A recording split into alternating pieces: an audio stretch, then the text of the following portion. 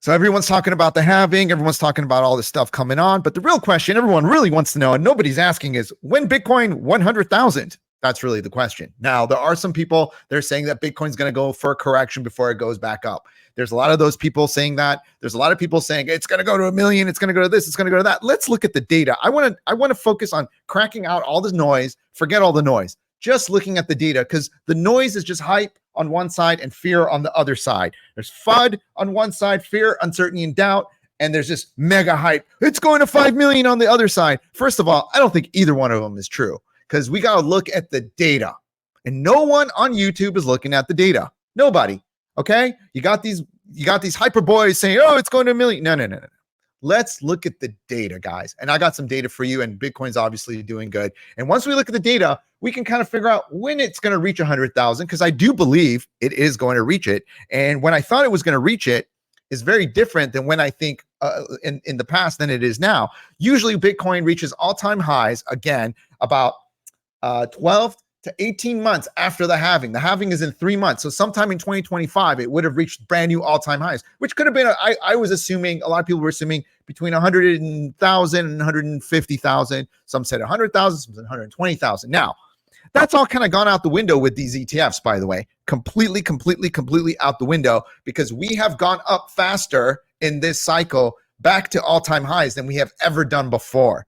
We were not at 70% of the all-time highs at this point on the last cycle. We were much lower. So Bitcoin is acting a lot more powerful now than it has in the past. And it actually didn't go down as further as it did in the past. So let's look at what's going on. So if we really look at the data, we'll get a good understanding, and we'll get a better timeline of what you need to do with your Bitcoin. All right. When we look at the numbers right now, we're seeing an incredible amount of inflows going in. Number of Bitcoins bought by the spot ETFs. I mean, the numbers are incredible. There was another $330 million on Friday. It just continues to go. It's going. Even though Grayscale is selling, Grayscale has got an authorization to sell 1.6 million. We still got over, think about it, another $300 million over that sold. So Grayscale is still selling. Look at this. The new spot ETFs have purchased 273,500 Bitcoin worth $14 billion in just 26 days. Insanity.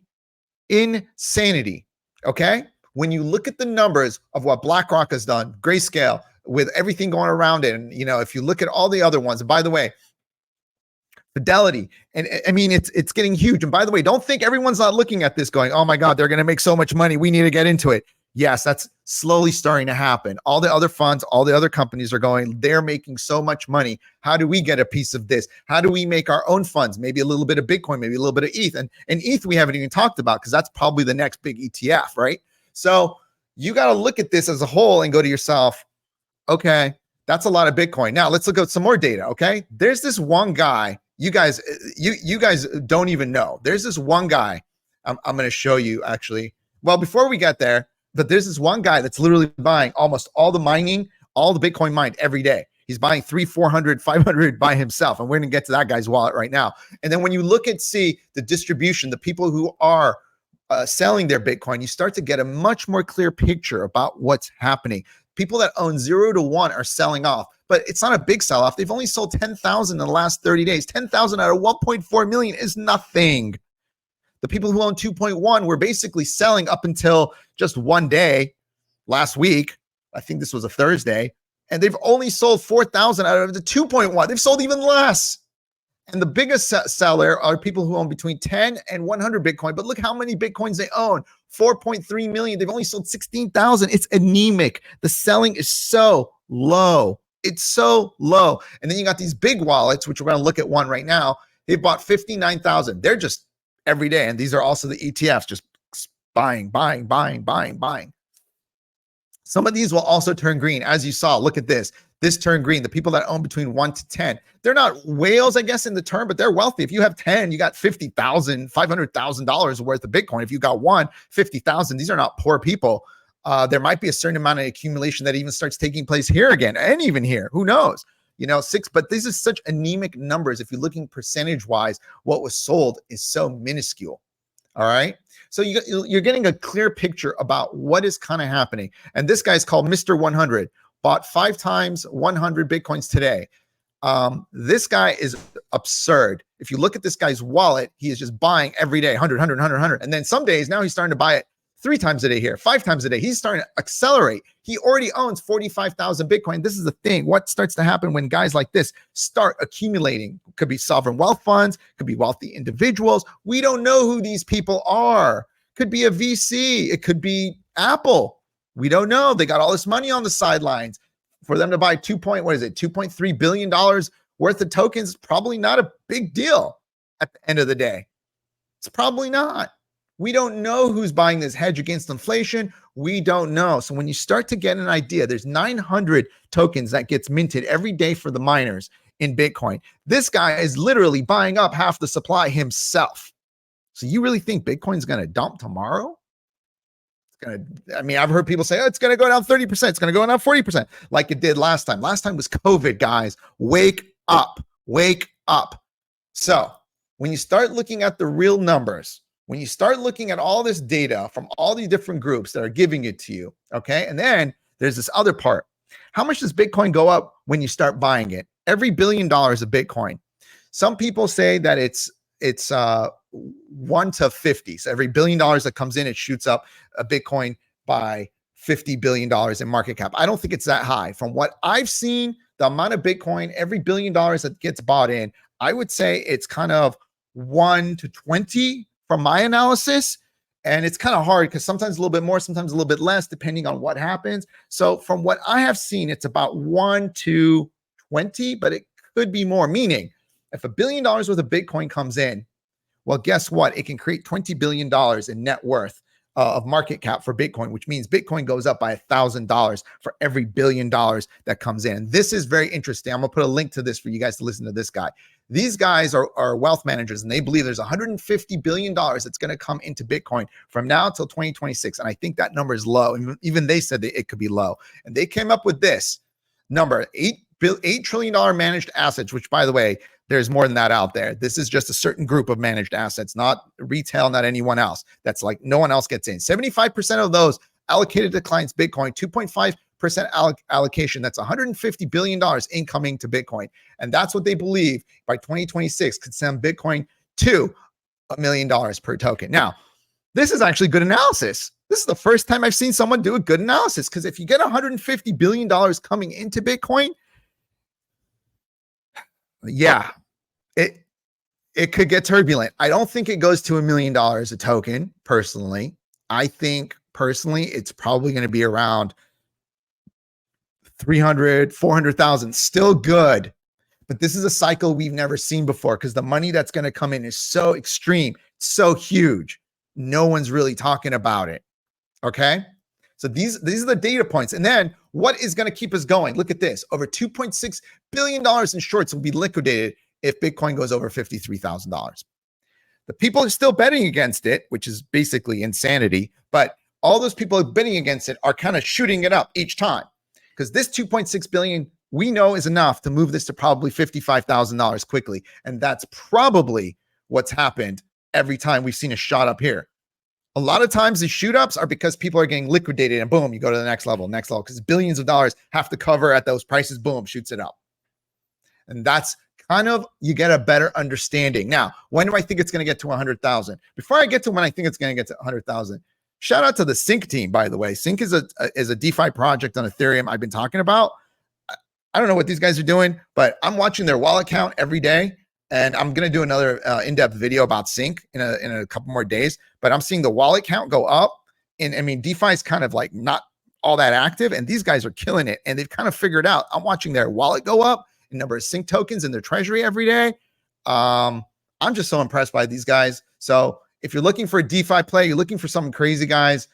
I mean, they held this line at 5. Which before they were dropping all the way down to 2. And the CEO said, Prometheus, I got some other videos on it you can go check out. He said, buy the dip, sell the top. He's telling people what to do.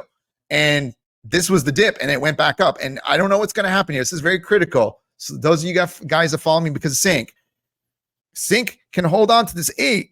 And the big news is going to come hopefully this week or next week from the lending and borrowing program. Then it's off to the races. This is going to be wild. Sync could light up DeFi, and I'm waiting for something to light up DeFi, and I hope it's Sync. Anyways, when are we going to get to 100,000? That's really the key that a lot of people want to look at, right? I think it's going to be very slow, and I think it's going to be very methodical. I think what you're seeing right now with these ups like this and kind of just waves and hangs out and consolidates for 7 days, 6 days, and goes up slowly, I think this is what's going to happen. Now, the halving is going to have a big effect because you're going to have 900 tokens a day from miners go to 450. That one guy alone you saw back here, oops, where is it?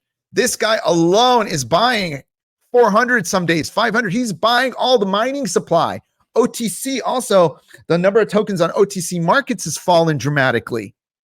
So there's not even that many tokens on the OTC. The miners a lot of times put their tokens on OTC, but the miners have 900 a day. They probably sell 700, 800 off to pay their bills and employees and lights and all that stuff. But at the end of the day, if you're dropping from 700 or 800 down to 400 or 300, that's huge. It's huge. It's millions of dollars. Right now, there's something like $50 million worth of Bitcoin coming on the market from miners every day. What happens when that goes to 25 million? That's something to think about. So I think the halving needs to happen. And I'm probably going to put this somewhere over 100,000. My opinion is going to be close to the end of the year. Whether that's November, whether it's October, whether it's December, I don't know. But that will not be the new all-time high. The new all-time highs, I think Bitcoin, depending on how things play out, guys, we should go over 200,000. And I don't think it's going to drop like we've seen before. You know, before I would have thought, oh, it's going to drop down to, below 60,000 again, and it'll come back up. I don't think we'll see that again. I think these prices are going to hold because the amount of demand and the amount, it's becoming a mature asset class. When you get something that goes from being a speculative asset class to a mature asset class where everyone is throwing money at it, these market managers, fund managers, and we haven't even talked about, yes, people are buying these ETFs, but these big funds haven't even started purchasing these ETFs. They're going to allocate 1, 2, 3, 4, 5% of their portfolios to crypto eventually. Hasn't happened yet. There's so much that can happen in 2024 and 2025. Once those things start happening, forget about 100,000. I think we reach 100,000 sometime in 2024. I think 200,000 and possibly 250 and 300 are on the cards for 2025.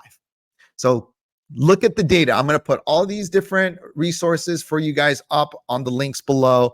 All the different, look at the data every couple of days. I know a lot of people don't check it all the time. Every couple of days, I do, but a lot of people don't. I'll keep you guys updated. Look at the data every couple of days. Make sure there's inflows.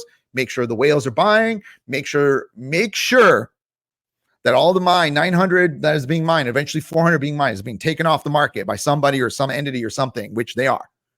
So when you start to understand these numbers, this fear of it dropping 30, 40%, which it has in the past, and I understand that fear, but right now that fear is unfounded, in my opinion. Could it still happen? Listen, anything is possible in crypto. Anything. It could still happen. Look at COVID. We were going up, and then we got this crazy virus that sent us crashing back down. Okay. So when I say, yes, anything can happen, yes, that is being real with you guys. But at the end of the day, I would say we have a 90% chance up and a 10% chance down. I'm going to take my bets. Anyway, guys, hope that was helpful. I'll see you guys soon.